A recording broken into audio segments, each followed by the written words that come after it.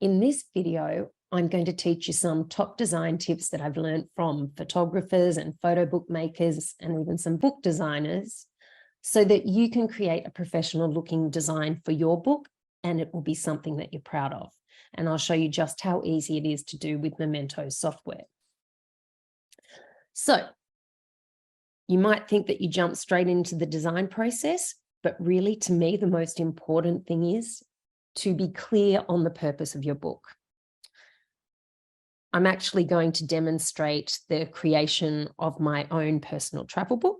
I went to Japan in 2018 with some family, and my aim is to record the holiday, but also to tell the full story. So it's not just about the iconic places and the people, it's about the culture and nature and food. So the big things and the small things, plus the time and the connections that I had with my family. Next part of the process is selecting photos, very important part, designing the book, proofing, also vitally important, then printing the book. And we'll step through each of these over the next hour or so. So selecting photos. If you're anything like me, you may have ended up with thousands of photos. So you need a little bit of guidance on which ones to choose for the book. Obviously, iconic shots that represent the place that you've been. So for me, that means the geisha. That means the calligraphy that I saw and the temples. And then there's the hero shots. The hero shots are the ones that are technically and compositionally excellent. And they will be the high impact shots in your book. And they're pretty obvious.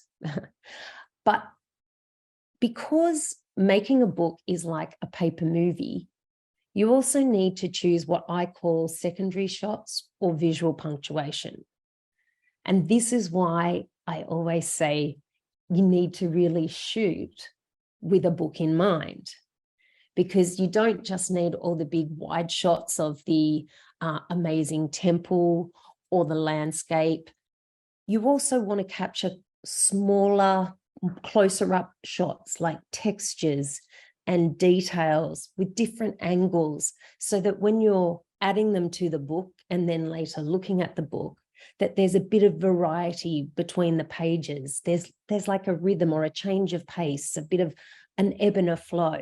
You don't want everything to look the same, even if they are all amazing hero shots. And of course, by including the big things with the small things, you're also going to tell the full story. So when you're selecting your photos, make sure that it matches the purpose of your book. If you're not sure whether or not to include one, just ask yourself, well, does it suit the purpose? I also suggest you take your time. I find that the longer the time between taking the photo and choosing the photos for the photo book, the better, because I'm much more objective and I'm not emotionally attached to photos that really aren't that fabulous. So basically, you want to choose the photos that will keep the viewer turning the page. And my hot tip is that less is always more. But you might ask, exactly how many photos do I need for a book? Ultimately, it's totally up to you. But for my Japan holiday book, I started with about 2,000 photos, and it took me quite a while, but I culled them down to about 300 photos. And in the end, those 300 photos filled up 200 pages of a book. And that is actually the maximum number of pages that you can have in a book. So take into consideration that the more photos, whether it's 60, 600 or 6,000 source photos, the more photos, the more time it will take you to run through them. I actually find it really helpful to cull or select your photos while you are on holidays. At the end of every day, it's a nice way to recap, but it also doesn't become overwhelming. Just for some information for you, the average book size for our Momento customers is 75 pages. And then you might consider, well, how many photos do I want on a page? We track how many photos per page our consumer customers use and how much our professional customers have on a page. And it's interesting because it turns out that our consumers have about 3 to 4 photos on a page, while our pros only have about 1 to 2 photos per page. And if you actually go into a bookstore and have a look at photo books or travel books, you'll find that most don't have many more than, say, 2 photos per page. And if they do, it might be in a grid format. But I think you can work on an average anywhere between, say, 2 to 4 to 5 photos per page. It's up to you. But at least if you give yourself a page limit possibly and a number of photos per page, you'll have some rough estimate of how many photos you're aiming for. So once you have selected the photos, you really would be best to consider how you're going to bring the photos together, in what order. And I call this pairing the photos. So you might be pairing them with just one more on the same page, or one on a left page and then another on the right page. You might be presenting them with 6 or 8 other photos. But when you're considering which photos to bring together, in addition to chronological order, which is the most obvious order for a photo book, you can still play around with the exact sequence and the pairing. So here's some ideas you might like to consider when you're choosing the photos and pairing them. You can choose to pair them by subject, as with the kimonos here. They also look very similar in shape. Might be by orientation. And people often ask, how can you use a portrait photo or landscape photo in a square book? It does work. It means there's a bit of white space, but you don't have to have landscape photos appearing in a landscape book and portrait in a portrait book. You can mix it up and you'll see lots of different combinations in this session. By color, that's an obvious one. Here's another one that I chose to bring together. And although the 3 photos were not taken at exactly the same time or one after the other, they really weren't associated with time. So I thought that looks like a fabulous combination. They were meant to be together. Not only the color, but the kind of decorative curve on the cup and on the flowers. Another one is by shape or by line, or by pattern. I have no idea what the characters are saying here, but although they're in very different settings on the street, and that was actually the rope for a bell, I thought they worked beautifully together. And on top of that, in this combination of 4, the colors, the brown and the green, also worked beautifully together. I like this one. So this I obviously brought together because they were in groups. So you can pair things by numbers. I also thought this was a beautiful combination because it's contrasting 2 very different groups of women in Japan, the traditional and the schoolgirl. You can also pair by theme. So on the left, we have a Buddhist monk, Shinto, possibly. And then on the right, we have a big Buddha. They were taken in completely different places, but once again, they weren't strongly associated with a time or a particular place. And they were the only 2 references I really had to monks or Buddhas of that kind. So I thought they made quite a nice pairing. You might use the effect that is used in a photograph to bring them together. These were my favorite 2 shots from the holiday. And obviously you can see the motion effect that appears in both of them. Other effects might be things like rain droplets or a pattern or by personality. And in this case, I mean the colors and the atmosphere in the photograph. But the yellow obviously jumps out at you. They're obviously in the city setting. And bringing these 2 together, I thought made the combination of the two of them far more interesting than just presenting each of them on their own. And that's what you want to achieve when you're combining your photographs.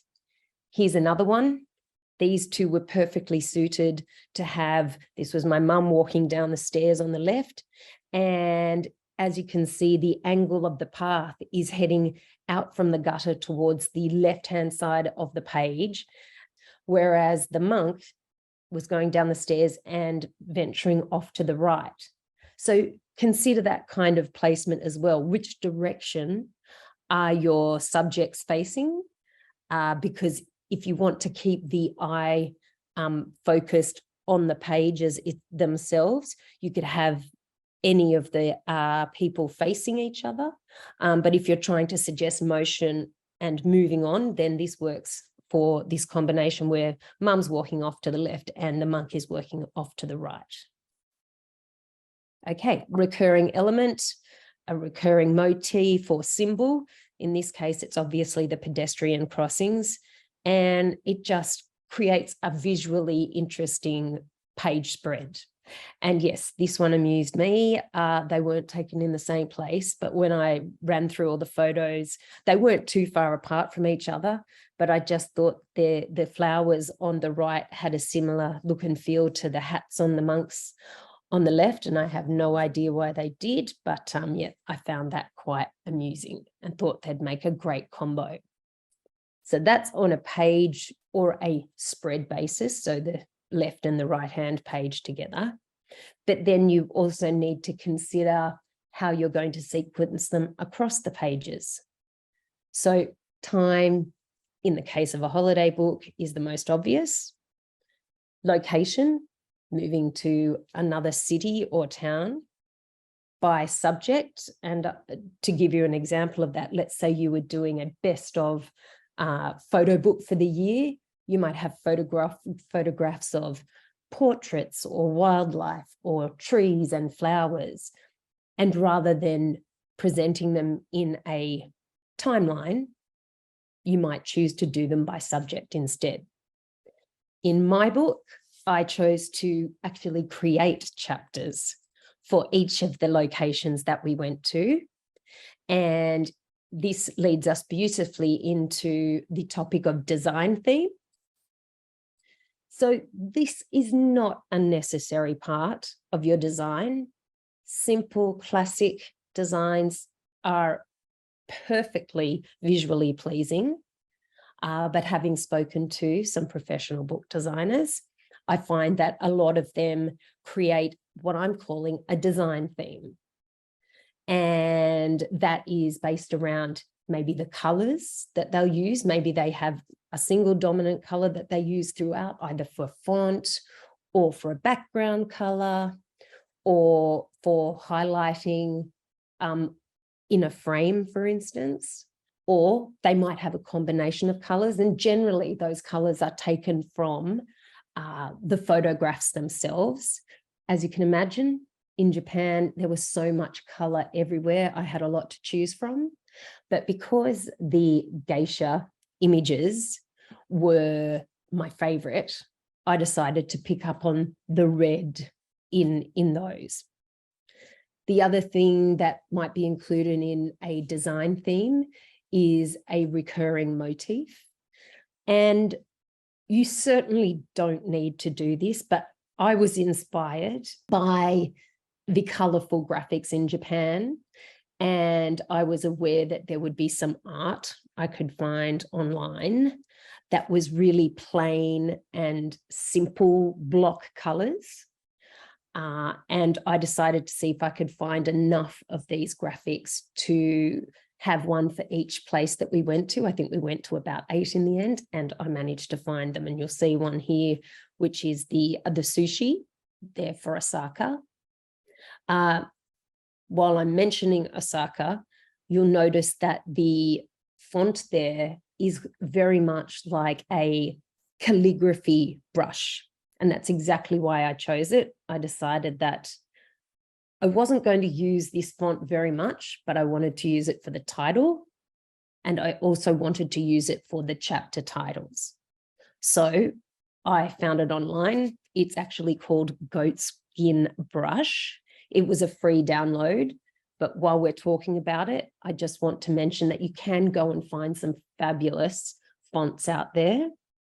But when you do use these downloaded fonts, please be sure to double check your proof PDF at the end, because they may look fine on screen, but when the software exports them, sometimes it can turn the text into gremlins or hieroglyphics.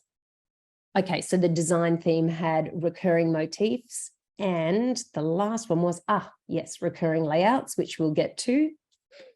I wanted to make one more comment here. Because this was a travel book, I wanted to include a map, because my memory may not serve me so well in the future.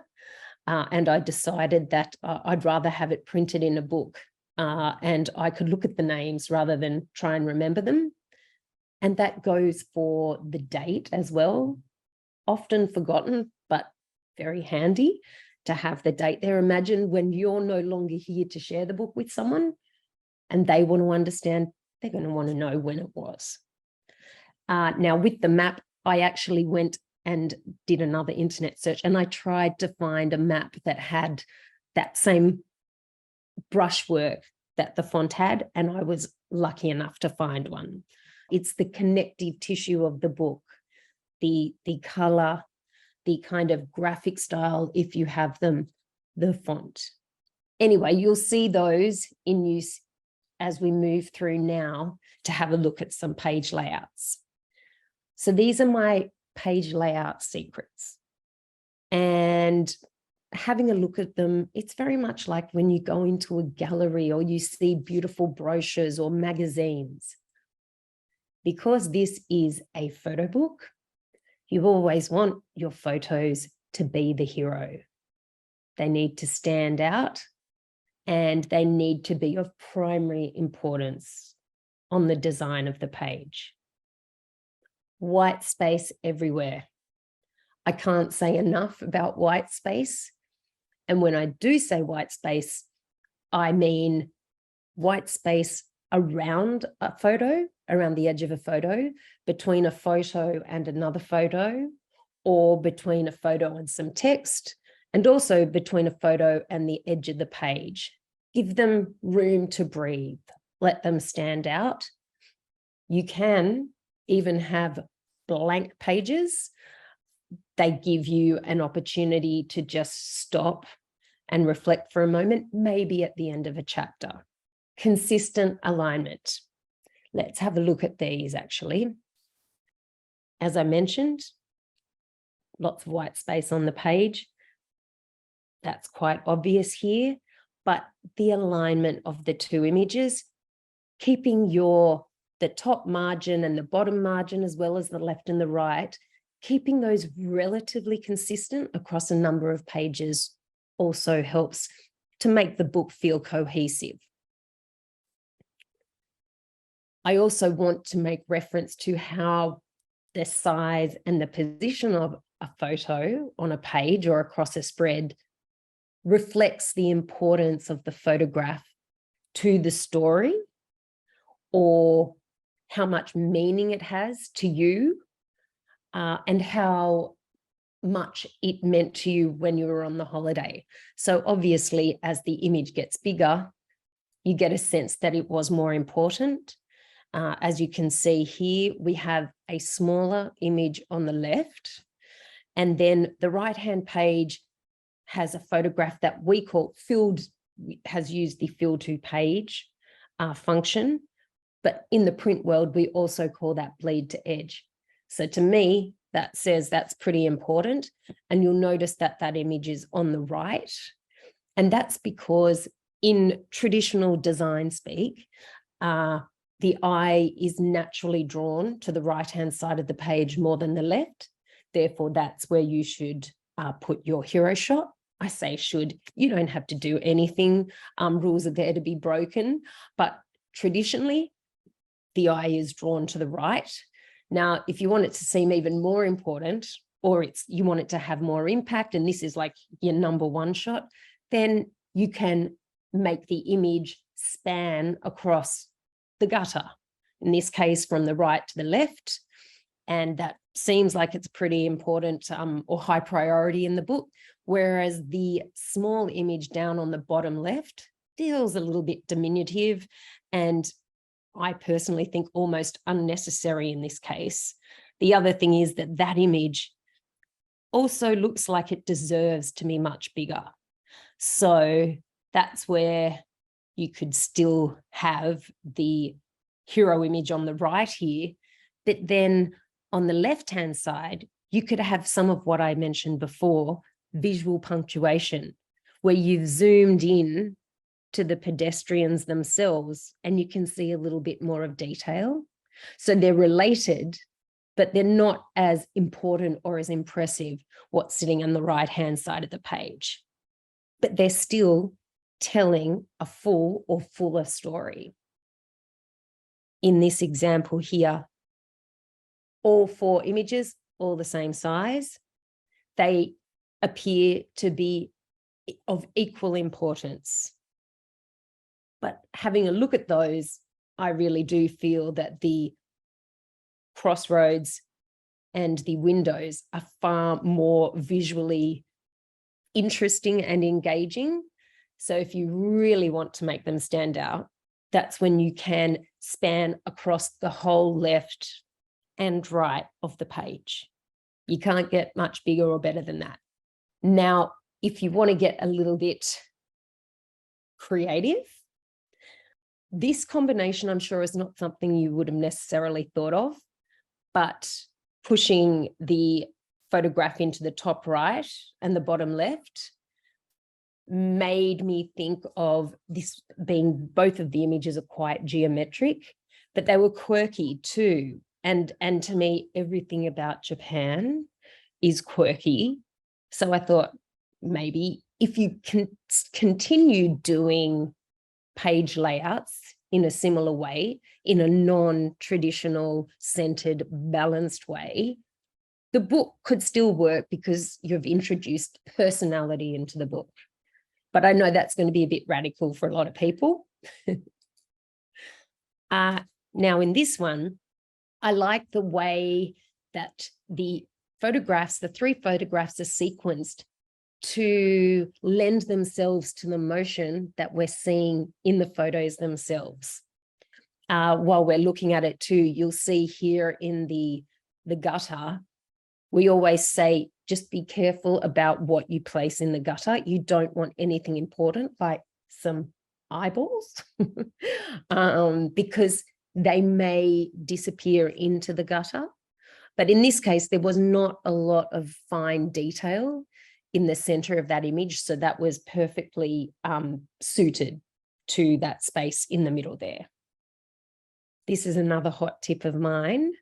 Let's say you have a series of photos that aren't masterpieces in and of themselves, but they meant something to you and they showed some area of importance or culture or location on your holiday. You might like to consider combining those with lots of other photos. And if you are going to do that, I always suggest that using a grid keeps it nice and consistent and visually pleasing. And once again, yes, there is one image on the left here and it's quite large, and I've got my grid on the right-hand side, but they both end up having the same kind of importance. But I also chose specifically to have the traffic controller as the image on the left to work with the Shinkansen, the bullet train photos on the right, and was keeping the theme of transport and motion together. And here's another perfect use of the grid format, which you can do automatically in the software. These are not fantastic photos individually, but for me, they depicted some of the hilarious and quirky moments that I captured along the way. And I didn't think they needed their own page, but I decided to make this one of the last spreads in the book, almost like outtakes that you might see in the closing credits of a movie, but they do make me giggle every time. So there's some ideas on how you might go about selecting your photos, how you might pair them, and then how you might present them on the page. And once again, that all comes back to the purpose of your book as well, just to keep that in mind, and that will help you decide whether it makes it in and whether it gets its own page or its own spread, or if it needs to share the pages with others. So now these are the elements in a photo book that I have discovered in self-published books and books that sell in a bookstore, for instance. Obviously, most of our books have a cover and a title page, but there's certain elements about them that I'd like to share with you that just take a great design into the masterpiece realm. Cover and title page are obvious. Forward is where you get the chance to say a little bit about yourself and to tell the reader, who may not be sitting with you or know anything about the holiday or the subject of your book. And it just helps them to understand why you created it and what it's all about. And that's almost like holding your hand sometimes and just guiding you, nicely into a book so that you can enjoy it. You feel like you've got your own footing. Other elements, you might want to break it down into chapters, literally with some kind of graphic that differentiates one chapter from another. And you'll see examples of all of these in a moment. And then tasteful text. I can tell you that I have seen some stunning photo books or books with stunning photography in them by amazing photographers. But then when they introduce text onto the page, it really devalues the quality of their images and the book itself. So text is just something I think deserves a bit of extra consideration. I'm a big fan of adding text to books to give them context. Doesn't have to be a lot. We're talking photo books here, so it's not going to be a novel, but especially in the holiday setting, having captions about the place name, possibly the date, any person in particular that you met there who was of some kind of importance, or any kind of feeling that you actually had about that.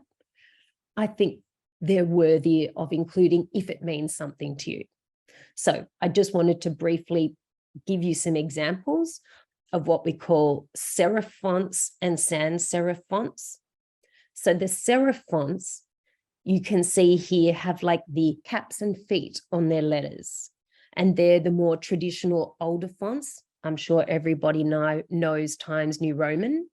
But then the third one down there, Dido, is a beautiful serif font, but it looks quite contemporary. So have a think about what style of font you're looking for in your book. If it's possibly a family history, you might want something slightly more decorative or old school. If it's a contemporary, if it's a holiday, maybe not in Japan, but let's say it's a holiday in America or Europe, you might prefer to have something more contemporary, like your Dido, for instance. Sans serif, they are the ones that don't have the hats and the caps. They're the plainer fonts, and they are particularly good for headings. In the past, traditional designers and book publishers preferred not to use sans serif fonts for body text. They would only use them for headings. But I don't think that really has to stand. That doesn't have to be the case anymore. Just have a look at how it appears on the page and you can make your mind up. But I'll give you a few more tips now as we have a look through my photo book. So you've already seen the cover before. I've already mentioned that these were, one, my favorite photos, and two, they're very iconic and reflective of Japan. Even if it didn't have the words there, I think we know where we'd be. And I loved the bold colors. And they were reflective of the variety of colors that you see in the book as well. For comparison's sake, a book on, say, Hokkaido in Japan, though, which is more renowned for its winter season and for having very stark, plain landscapes when it's covered in snow, that might be more appropriate to have a white background or a lighter tone without that vibrancy, and to have very limited, like a quieter photo and smaller text. And just noting there that I have included the date on the cover. I know I mentioned it before, but often people forget that detail. Now, with the title page, there's no reason why you can't repeat the cover image. You can do whatever you like. To be fair, in most books that I see, it is a photo that appears on the title page, and it's usually one that has high impact. It might be filling the whole page, bleeding to the edges. Whatever it is, it should reflect and represent the main subject of the book as an appropriate introduction to the reader. So I used one of the graphics that I repeat throughout each of the chapter title pages.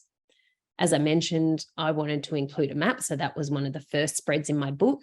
But as you'll see here, I've also got the red that you would have noticed on the spine of the book. I keep using that throughout the book on the blank page that opens to the first chapter. So I end up with a red page on the left and a page on the right that has the title of the place I'm going to and one of the graphics that I found. Okay, so the other thing that is really helpful when you're designing your book is to come up with maybe, let's say, 3 to 5 to 6 different page layouts that you repeat throughout the book. In this case, I've got my hero image here on the right, filling the page.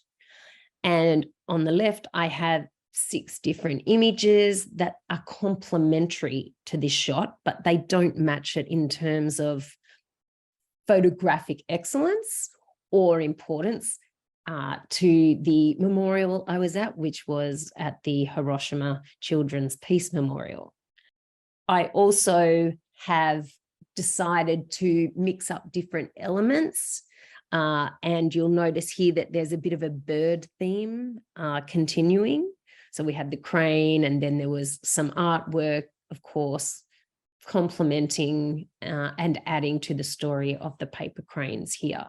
So in this case, my hero's on the left, and I have a number of kind of secondary images here on the left-hand side.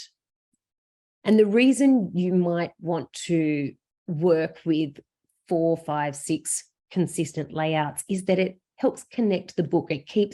We want flow and we want variety, but we also want it to feel cohesive.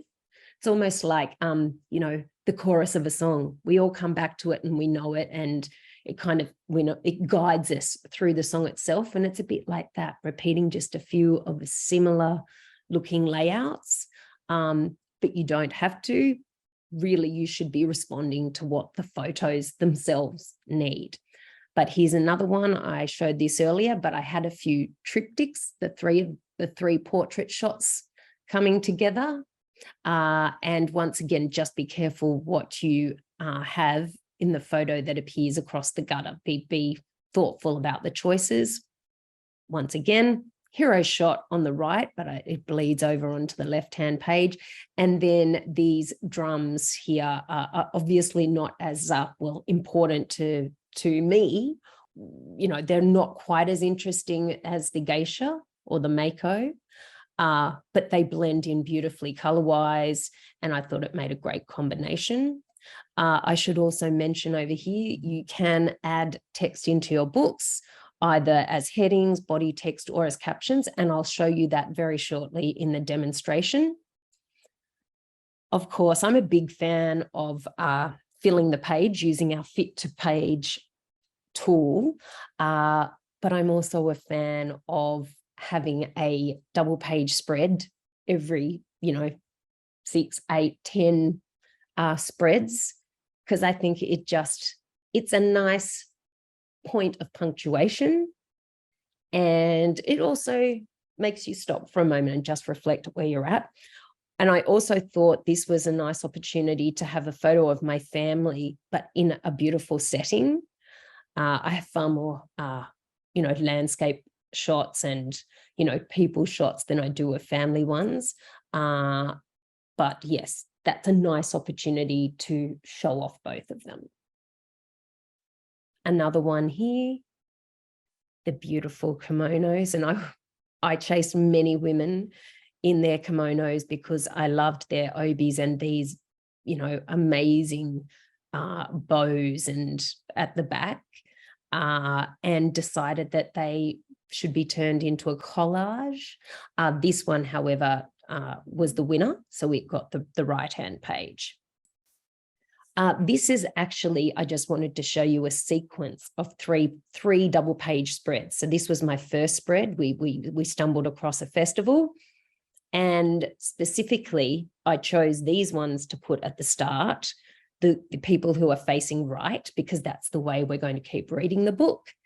And then I had many, many photos of them. They did not all deserve to have a page of their own, but I thought they deserved to have a grid to show all the different color, and they represented people from different towns.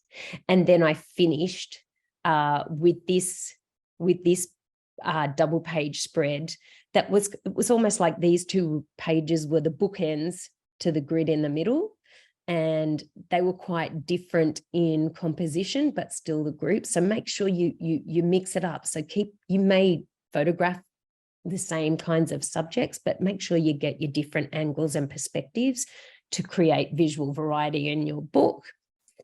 And last but not least, this was my final shot for the book, which may look a bit unusual, but to me, it was the perfect ending to a very quirky holiday in Japan. Apparently, they were going to put a blessing in somewhere inside this rather odd structure. So I just wanted you to see an example of a flow of a book that I feel represents the full story of the holiday, and made considerations for all of that. And I had, there was a sense of cohesiveness about it all, but there was also enough visual variety to keep you engaged and keep you turning the page. Now, a lot of people think that design only relates to the inside pages, but to me, design is equally as much about deciding what the size of your book is, what the paper stock you're using is, what the cover looks like, all of these decisions. So that's why I wanted to show you the different product options that we have, but also to talk about, the different choices we could make. So you are most likely aware that we have 9 different sizes, grand being A3 size, regular A4, and small is A5. But we have those in landscape, square, and the square is taken from the short side. And then, of course, we have our, that should say grand, regular, and small portrait books.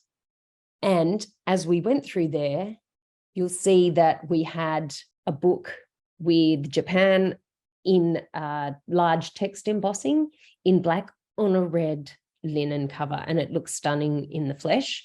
But to me, that immediately strikes me as colors you would associate with Japan and you would see in Japan.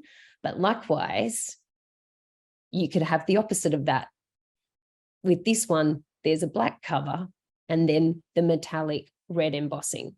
So I would be guided as to which to use according to the photos in my book. And interestingly, I can't imagine a book really with lots of black and white photos in Japan because it's so colorful. But we did have one customer who did an amazing book that really focused on black and white. And in that case, he chose the black cover with the metallic red text. All right. This is actually another book by one of our customers that they produced when they went to Japan. And they did a lot of these double page spreads with 2 portraits on either side, and they balanced out the colors in this combination here. It's obviously green, red, but they continued that throughout the book. And that was like their design theme. And this was the book that had the red cover with the black large text embossing for Japan. But I wanted to show you how the lay flat paper actually looks. So we have 4 paper stocks, and my suggestion is that if you do include a lot of double page spreads or images that span the gutter from either right to left or vice versa, that the lay flat paper really does them justice and allows them to sit flat. With our other paper stocks, eggshell, satin, and luster, not lay flat luster, just luster 190, they are bound in a slightly different way and they get a slight curve in the gutter. But if you want a really flat finish, then the lay flat paper is the way to go. Here are the covers. That's right. I knew I had a screen in here that showed you them all. So I've just showed you the way I chose to design and style my book. I chose my printed cover because for me, as a personal book, I really wanted to see my own photo on the cover. But likewise, you may prefer to get a red or a black, well, red linen or a black buckram in this case, because that might suit your coffee table or your lounge room more than a printed cover. So these are all the considerations. We have 30 different cover materials you can choose from. You could have easily chosen a white buckram with a red or a black embossing, or a red cover with a white emboss. So there's lots of different options, so you can create a unique book every time. And now we've reached the part where I'm going to demonstrate the software.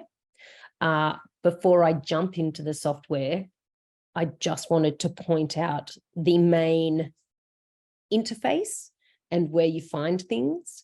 So the way the software is designed is that all of the content that you need to access and add to your book pages and your design are available on the left-hand side of the software. So we have our photos, backgrounds, frames, embellishments, and layouts on the left. Then on the right-hand side, we have all the tools that allow you to edit the photos and their position on the page. Up the top, this is your navigation through the software from starting and finishing your book. And these arrows are a way of moving between each page, adding pages or single and 2-page view, and then adding, moving, or deleting pages. So navigation. And then down the bottom, it's also navigation, but it's via a thumbnail view. And then, of course, the middle here is the canvas, and that's where all the magic happens. So now I'm going to show you how easy it is to make a holiday book using Momento software. And I'm going to start by using our autofill function that can create you a fabulous design in less than a minute. You simply need to point it towards the folder of photos from your holiday and then choose how many photos you'd like on average on your pages. You don't have to do this, but I would like to, and I'm going to choose, say, 1 to 4 photos. And I'm going to use our template designs because they are, as it says there, very stylish and contemporary. And I think you'll agree when you see them that they create a very elegant design.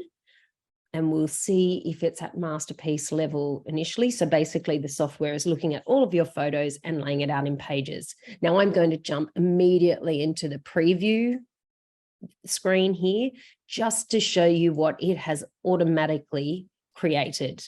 And it's looked at the photos, the color in the photos, you know, the composition of the photos, and tried to use that to determine how to lay things out on the page. Everything has nice symmetry attached. The top and bottom margins are not the same across all the pages, but still there is a consistency that gives it a very professional look. It's allowing for portrait and landscape. And there we go. That was my favorite combination anyway. So what it's provided here is a pretty good design, but personally, I like to go in and play with it. Oh, and you'll see that it's just taking a moment to draw the screens, and then they become crisp. So yes, as you can see, the software can do a lovely job for you, but to me, the fun begins when you can create the design yourself or edit it. So often I might start the book with autofill, and then I go in and edit it because it's given me a bit of an idea. But this time I'm going to choose blank pages. I'm going to choose square again. So on the left-hand side of the software in this content panel here, that's where we have all of the files and the content that we'd like to add to the book, whether it's photos, backgrounds, frames, embellishments, or decorative graphics, and our layouts and templates, which really is the highlight of the software, and we'll get there in just a moment. What you need to do to select the folder or to change the photos that appear here is click on the folders button, surprise, surprise, and then navigate to and identify the folder where all your photos are. I'm going to choose my Japan holiday here. And you can imagine that that would repopulate. Now, you can choose to sort these photos. Actually, I'll show you. So here is a whole folder full of photos from all the different places that I went to. And this is quite a refined folder of photos for me. But you can choose to sort them by date or by name. I'm going with name this time around because I had a variety of cameras. Okay, so let's start by showing you how you can add a photo to the page, and that literally is click, drag and drop anywhere on the page where you'd like it. I like symmetry, so I'm going to use the center button over here in the Align to Page panel in the Tools panel. And it has vertically and horizontally centered this image. The other things you can do with the photo are you can shrink and enlarge, so you can scale it to any size that you wish. You can rotate it if you would like by grabbing that icon there, but I don't see a lot of need for that, but it is available if you'd like. Now, if you would like to size it automatically, you can actually choose to fill to the safe area, which is this dotted line around the edge of the page here, not the exact edge, which is a little bit further out, but this safe area is the area within your image will be safe. Because we guillotine our pages, you might lose a millimeter max off some of the edges of the pages. So we always suggest keep all of your important content inside that safe area there. But let's say you don't want to do that. We'll just clear the cropping. Now, you can use these buttons over here, or you can right click on an image and choose clear cropping like so, or you can come up here to the top menu and you can size to fit the page. I quite like that. So basically we've seen 3 different sizing options. Now, let's add another image on the left-hand side of the page and balance things out. Once again, you can drop it wherever you like. If you want to vertically center, there you go. You can choose the vertical center here, and then the horizontal center next to it. In this combo, it appears that the pumpkin is a more important image. For me, it was, because it was the icon of the island, an art island called Naoshima. I should suggest it is totally worth a trip. But the other things that we can do here are, let's even things up. Let's actually swap. I think maybe I'll try this photo on this side of the page. So as you'll see there, I literally dragged and dropped and replaced the images. So that's an easy one to do. And I actually bumped that there, but I'll do my fill page again. But let's just finish that off by dropping that onto the page and centering it.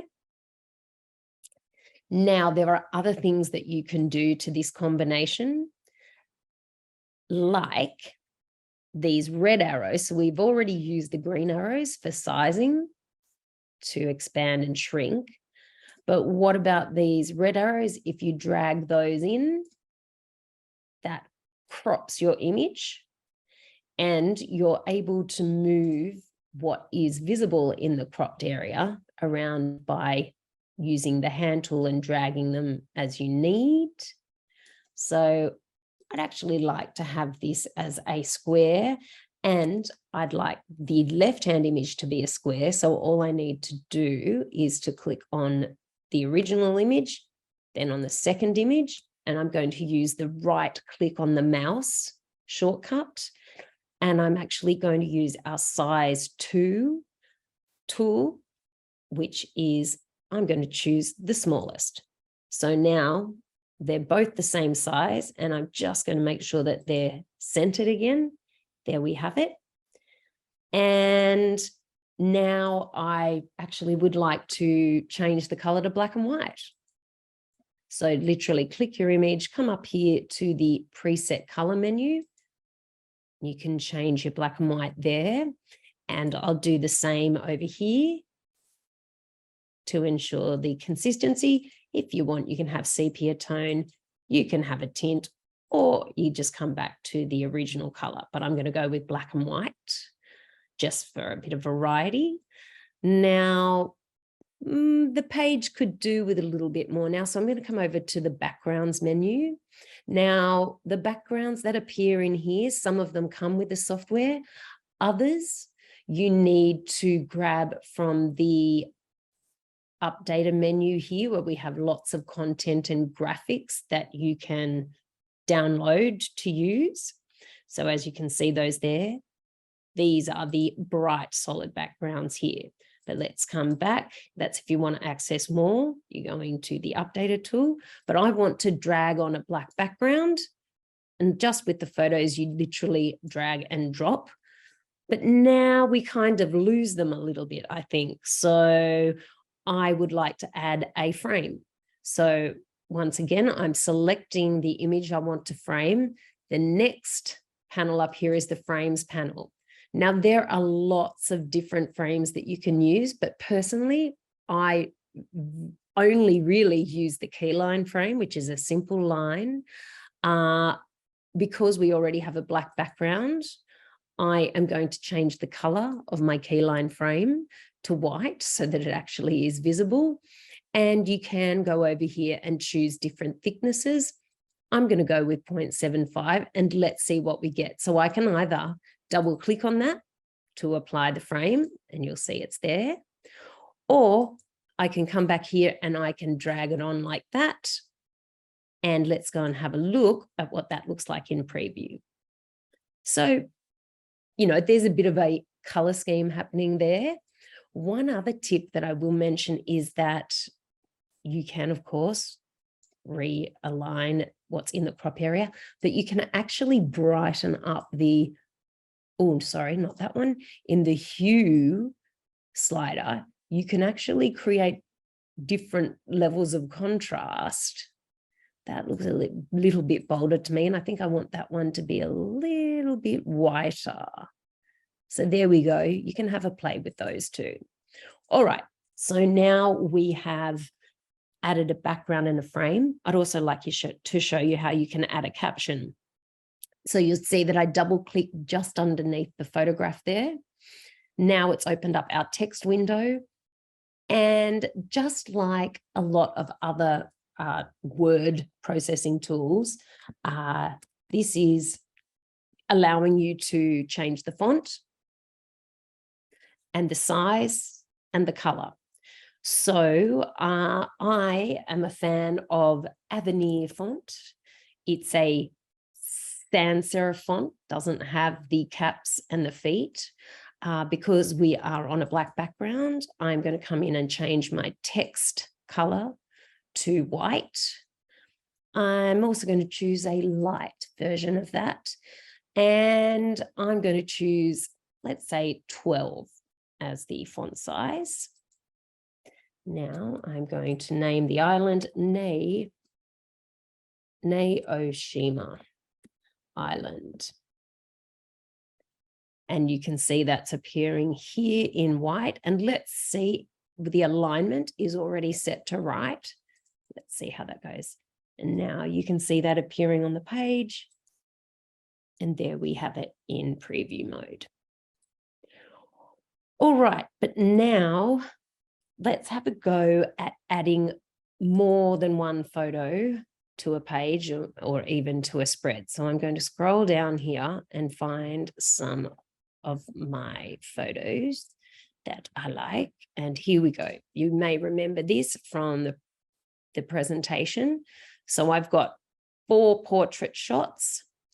I'm gonna pop them just randomly on the pages, not being really careful about where. So you can see that we have that edge warning there. So I'm just going to move it back into the safe area. There we go.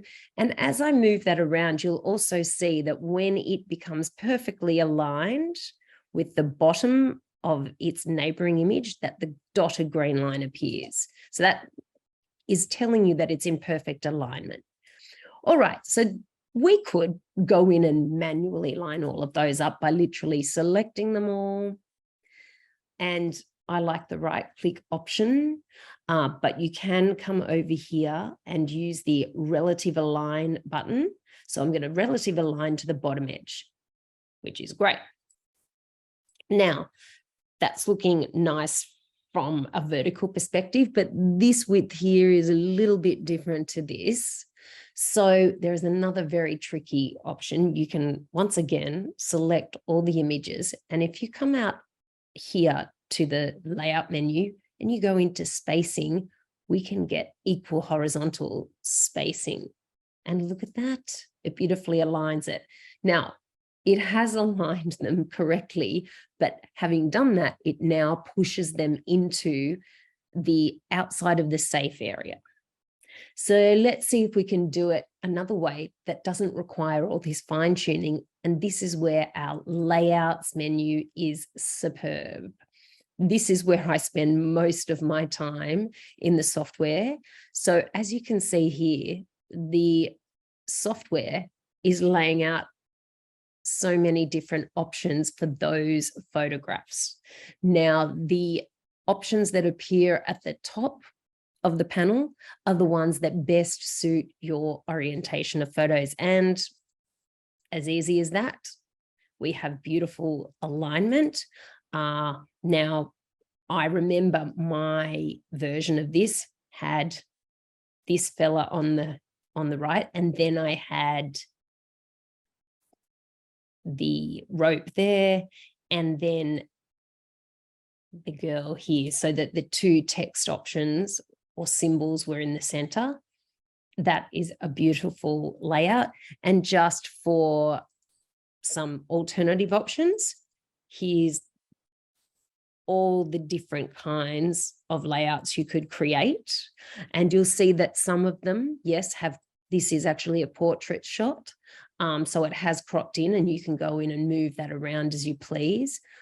Now, what I do suggest though is that we need to check this button here, include templates with spanned photos, because this is where you get some amazing designs. So you will have noticed in the other ones that all the photos appear on just one side of the page. There's none that cross the gutter. So that's why we're going to go to spreads over here, and we have included templates with spanned photos.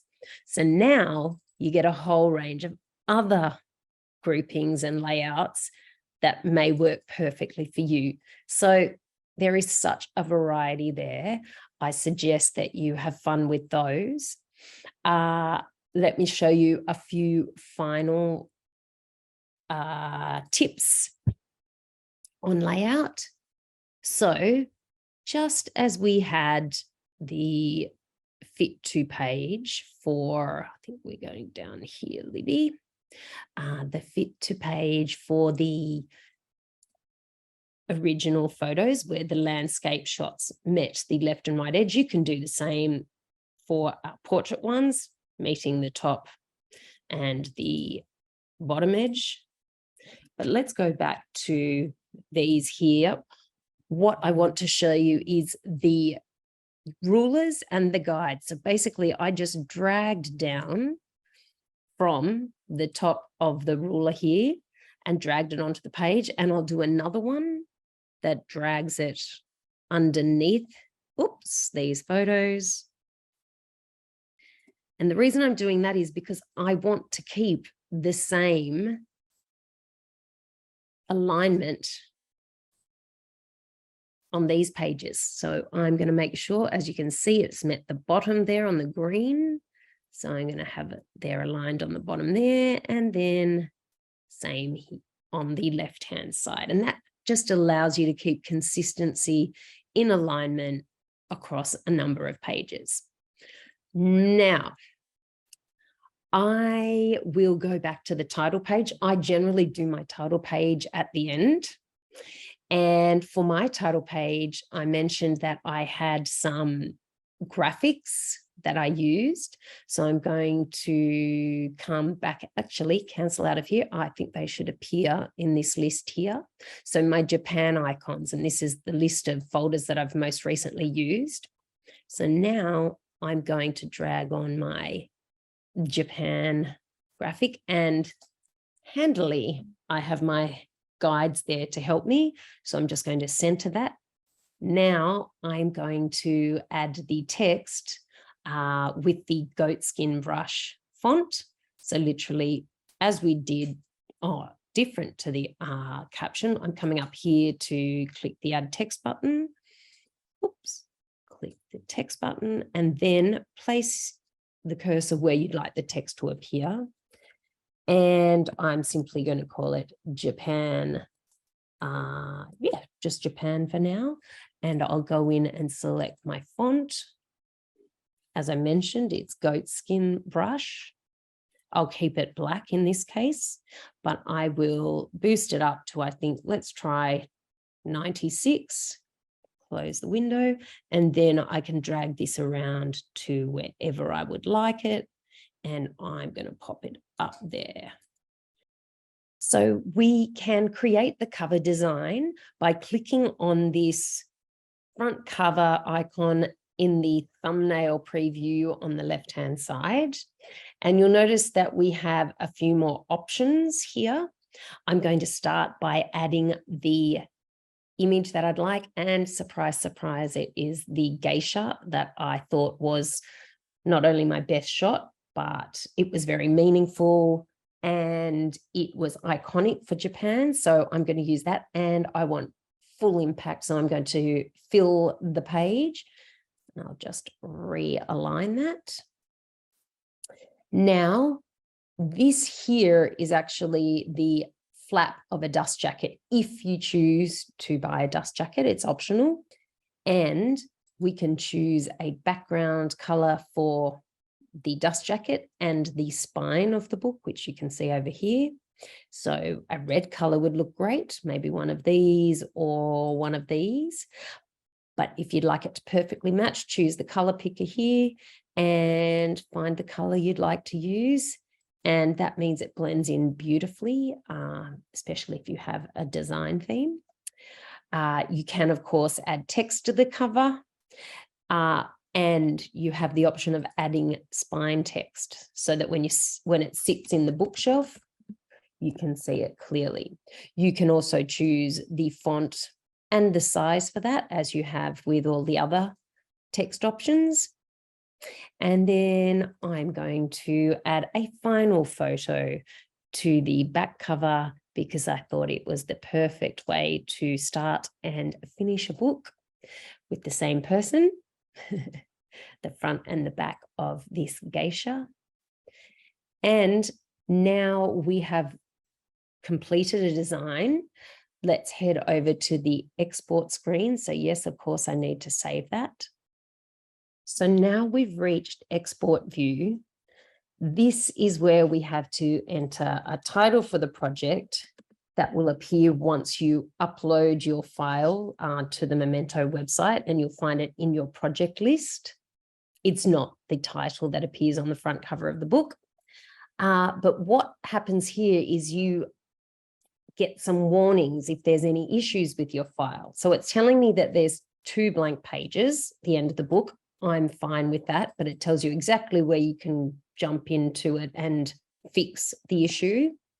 But while I'm here, it gives me the opportunity to go in and show you another warning that is important. So I am going to crop in here. What I want to show you is that you never have to worry about the size of your photos before you use them in the software.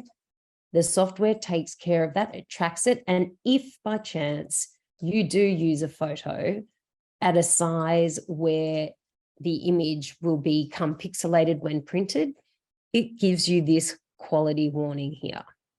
So that's what will appear. Let's see, we'll go back now to export view, save again. And it's now telling us not only do we have a quality warning, but we also have an edge warning, both on the same page, which was what I was just showing you then. Right.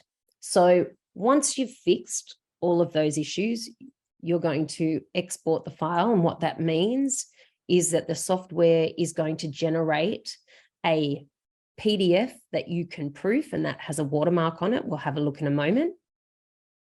And it's going to create what we call the master book file, which is the file that you will upload to Memento's website, and that's the one you will order. Like I mentioned before, the proof file is really important, and here we have it. Check your proof file.